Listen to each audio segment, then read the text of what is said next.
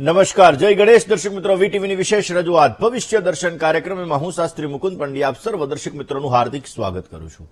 દર્શક મિત્રો, દરેક ગ્રહ પોતાની ચાલ મુજબ ચાલતો હોય ને જ્યારે ભૌતિક સુખ સુવિધાનો કારક, ગ્લેમરનો કારક, શૃંગારનો કારક, સુખનો કારક એવો શુક્ર ગ્રહ જ્યારે રાશિ પરિવર્તન કરતો હોય છે ત્યારે દરેક રાશિ ઉપર એની અલગ અલગ અસર થતી હોય. શુક્રનું આપણા જીવનમાં વિશેષ પ્રકારનું મહત્વ છે.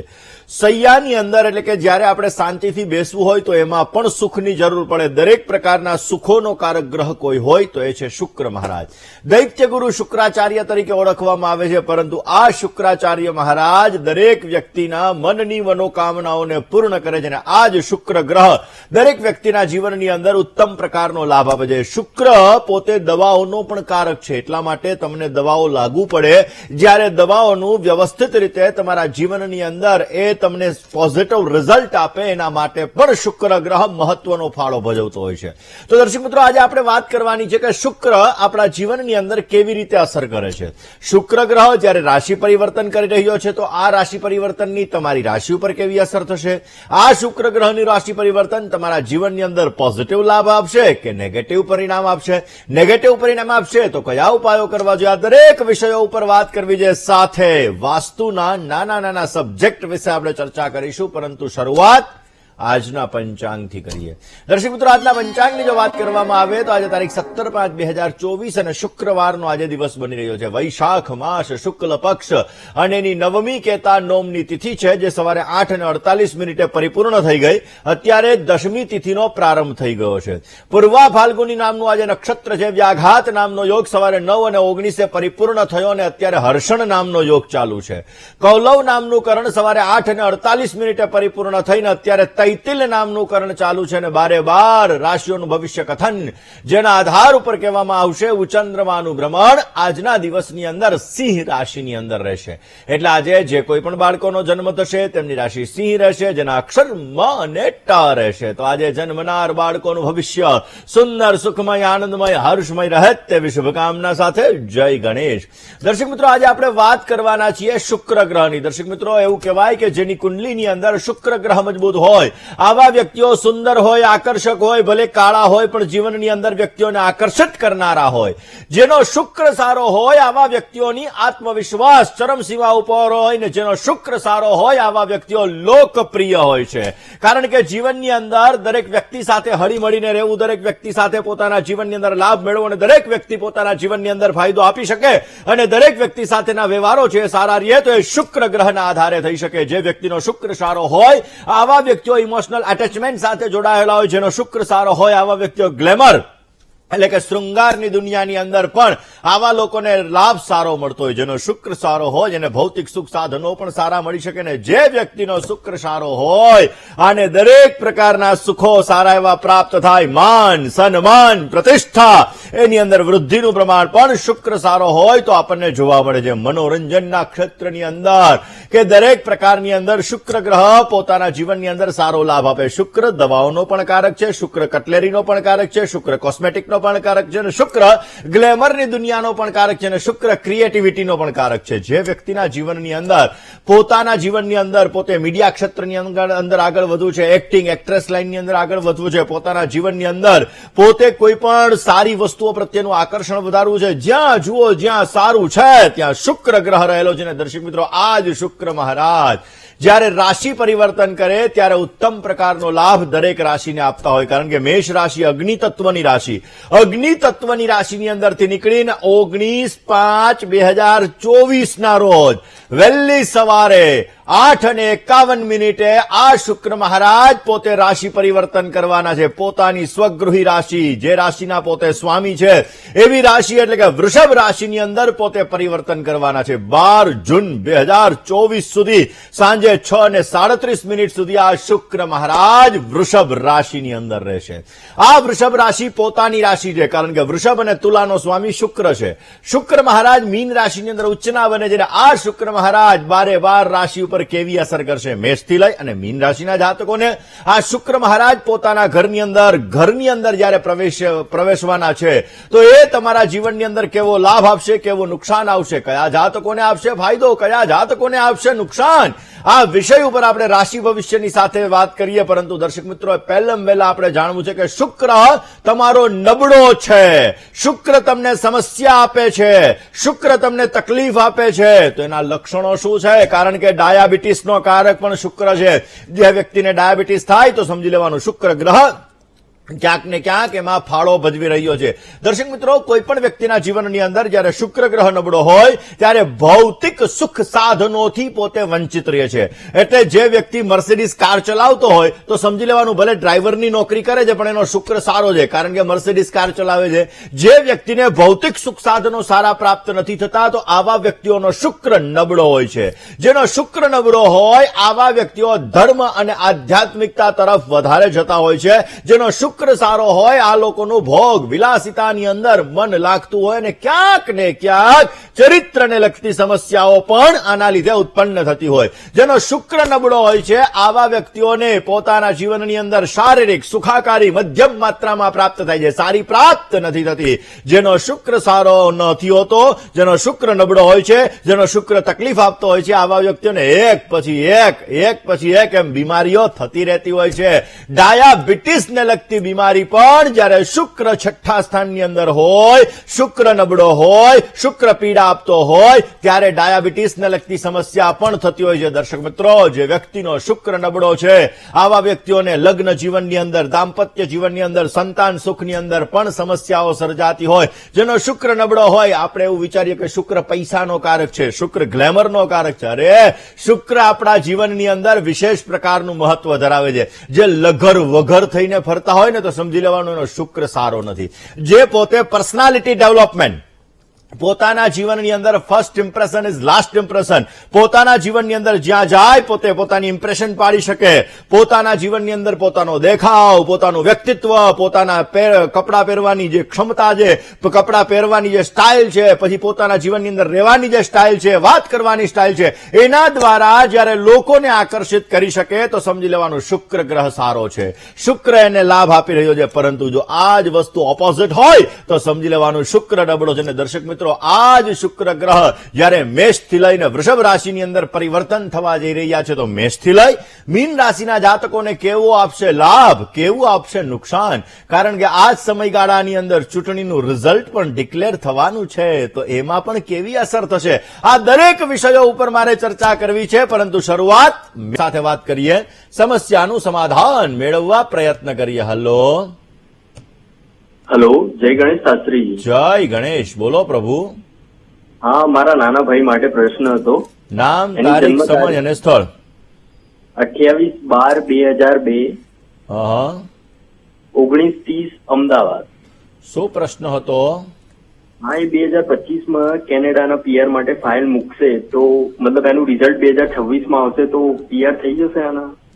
ચલો, જન્માક્ષરની વાત કરીએ. કર્ક લગ્નની કુંડલી છે. દરેક વ્યક્તિ માટે દર્શક મિત્રો કઈ કન્ટ્રી સાથે લેણા દેની છે તમારા કુંડલીના ગ્રહોના આધારે છે. હવે સ્વાભાવિક રીતે જે વ્યક્તિને અમેરિકાની અંદર સ્થાયી થવું હોય તેનો રાહુ જોવો જરૂરી હોય, કારણ કે દરેક દર્શક મિત્રો દરેક કન્ટ્રી છે ને એની અંદર પવન કઈ દિશાની અંદરથી વહે છે, નદીઓ કઈ રીતે વહે છે અને એની સાથે સાથે કેટલા અક્ષાંશ રેખાંશ ઉપર આવેલી છે એના આધાર ઉપર આપણે જાણતા હોઈએ છીએ કે આ કન્ટ્રીની અંદર આ ગ્રહનો પ્રભાવ વિશેષ માત્રામાં છે.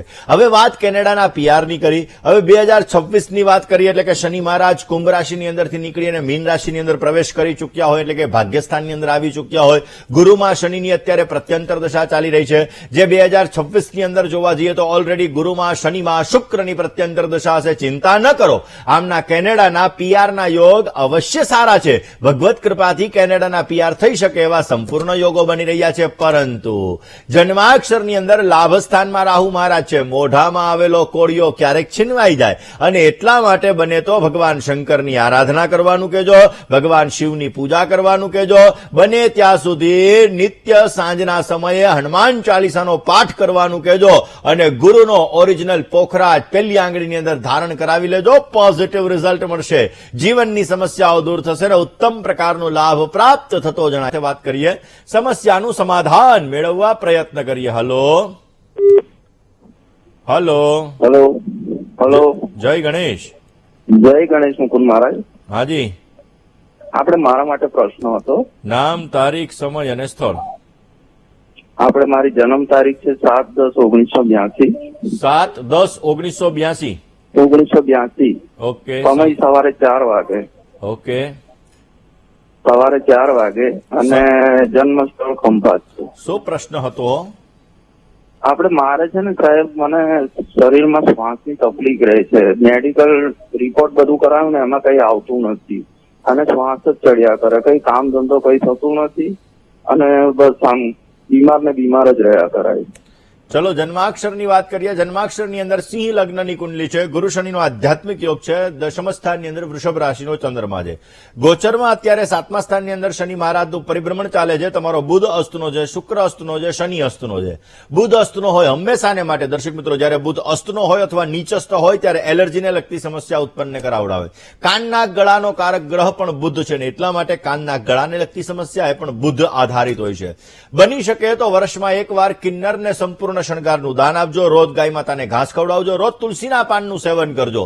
બને ત્યાં સુધી નિત્યને માટે હનુમાનજી મહારાજની ઉપાસના અવશ્ય કરજો. પોઝિટિવ રિઝલ્ટ મળશે. દ્રષ્ટિ દ્વારા થતા શનિ કેતુના શ્રાપિત દોષની પૂજા કરવાથી આપને સુંદર લાભ મળી શકશે. પોઝિટિવ ફાયદો પ્રાપ્ત થતો જણાય. સાથે વાત કરીએ, સમસ્યાનું સમાધાન મેળવવા પ્રયત્ન કરીએ. હલો હેલો, જય ગણેશ. જય ગણેશ. હાજી. હા, મારા દીકરાનો વિશે પૂછવું છે. નામ, તારીખ, સમય અને સ્થળ. હા, 9/9/1987. 9/9/1987. સમય? 87. સમય 9:22 સવારે. જન્મનું સ્થળ? વાપી. ઓકે. શું પ્રશ્ન? અમારા દીકરાના લગ્ન ક્યારે થશે? દર્શક મિત્રો, સ્થાન હાનિ કરો તો ગુરુ મહારાજ જે સ્થાનની અંદર બિરાજમાન હોય એ સ્થાનને નષ્ટ કરે. શનિ મહારાજ જ્યાં દ્રષ્ટિ કરે એ સ્થાનને બગાડે. હવે સપ્તમ સ્થાનની અંદર ગુરુ મહારાજ બિરાજમાન છે. નવમાંશ કુંડલીની અંદર સપ્તમાધિપતિ મંગળ મહારાજ રાહુની સાથે બિરાજમાન છે. 90-99% લગ્નની વાતો આવીને અટકી જાય. શુક્રની મહાદશામાં ચંદ્રની પ્રત્યંતર દશા ચાલી રહી છે. મંગળ મહારાજ ઓલરેડી અસ્તના છે. શુક્ર મહારાજ ઓલરેડી અસ્તના બિરાજમાન છે, જેના લીધે ક્યાંક ને ક્યાંક લગ્નમાં 90-99% રૂકાવટો આવે ને સમસ્યા ઉત્પન્ન થઈ શકે. સૂર્ય મંગળ અંગારક યોગ અને ચંદ્ર રાહુ ગ્રહણ યોગની પૂજા કરવાથી ઉત્તમ પ્રકારનો લાભ મળતો જણાશે. સાથે સાથે શનિ સૂર્યનો સંઘર્ષ યોગ છે, એની પણ પૂજા કરવી અત્યંત જરૂરી રહેશે.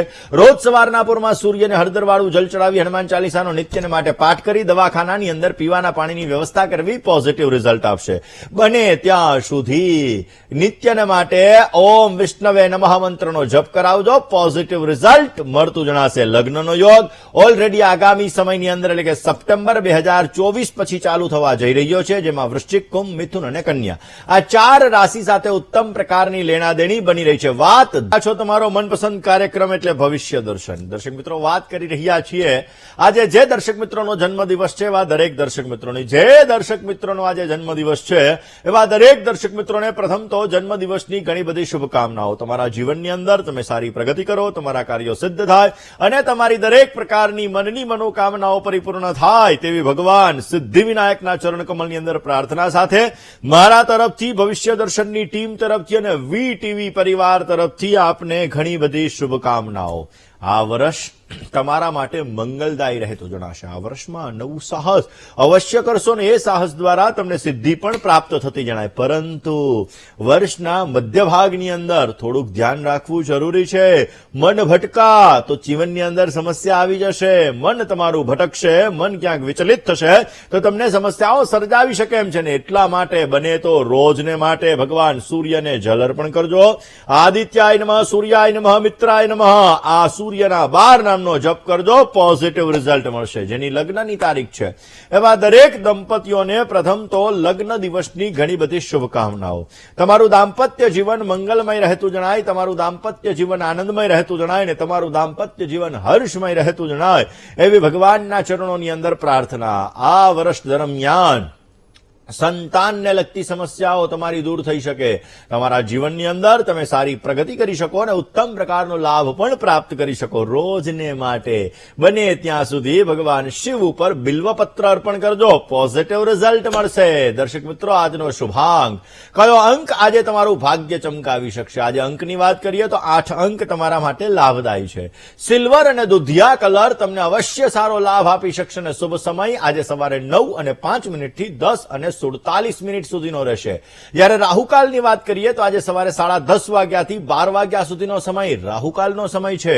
આ સમયમાં યાત્રા પ્રવાસ ન કરવા જરૂરી છે. દક્ષિણ દિશા તમારા માટે શુભ બની રહી છે અને અશુભ દિશાની વાત કરીએ તો અગ્નિ અને નૈઋત્ય દિશા તમારા માટે અશુભ છે. વૃશ્ચિક રાશિ અને ધન રાશિવાળા જાતકોએ વાણીમાં, વર્તનમાં સંયમ રાખવો જરૂરી છે. દર્શક મિત્રો, આજના દિવસની અંદર માં લક્ષ્મીની અનન્ય કૃપા પ્રાપ્ત કરવા માટે, ભગવાન નારાયણની અનન્ય કૃપા પ્રાપ્ત કરવા માટે લક્ષ્મી નારાયણ ઉપર આજે જલથી તમારે અભિષેક કરવો જોઈએ. પરંતુ જલ કેવું લેવાનું? હળદરવાળું જલ લેવાનું. અને આ હળદરવાળા જલથી અભિષેક કરતા સમયે યસ્ય સ્મરણ માત્રેણ જન્મ સંસાર બંધનાથ વિષ્ણુ સહસ્રનો પાઠ કરવાનો પોઝિટિવ લાભ મળશે. આજે શું ન કરવું જોઈએ? આજના દિવસની અંદર કોઈ પણ વાત પર પૂર્વ પ્રતિક્રિયા આજે તમારે ન આપવી જોઈએ, નહીતર સમસ્યા સર્જાઈ શકે એમ છે.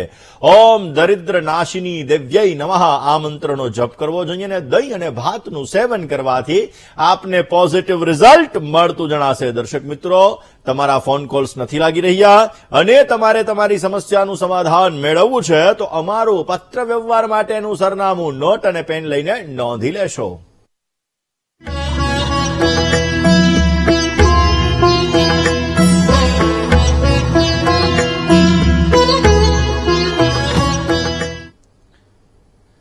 દર્શક મિત્રો, તમારે મને રૂબરૂ મળવું છે. તમારી જ્યોતિષ અને વાસ્તુને લગતી તમામ પ્રકારની સમસ્યાઓનું સમાધાન મેળવવું છે. ઘરમાં ક્યાંક ને ક્યાંક આર્થિક, શારીરિક, માનસિક, કૌટુંબિક સમસ્યાઓથી પીડાઈ રહ્યા છો તો આ દરેક પ્રકારની સમસ્યાઓના નિરાકરણ માટે મારી અમદાવાદ ઓફિસનું સરનામું નોટ પેન લઈને આપ નોંધી લેશો. મને રૂબરૂ મળી શકો છો, તમારી સમસ્યાનું સમાધાન મેળવી શકો છો. પછી ભલે જ્યોતિષની હોય કે વાસ્તુની હોય, તો આ જ્યોતિષ અને વાસ્તુની સમસ્યાના નિદાન માટે મારી અમદાવાદ ઓફિસનું સરનામું નોંધવાનું ન ભૂલતા. આજના દિવસમાં આવતીકાલે નવા વિષય સાથે, નવા સબ્જેક્ટ સાથે ફરી તમારી સમક્ષ હું હાજર થઈશ. ત્યાં સુધી મને એટલે કે શાસ્ત્રી મુકુંદ પંડ્યાને રજા આપશો. જય ગણેશ.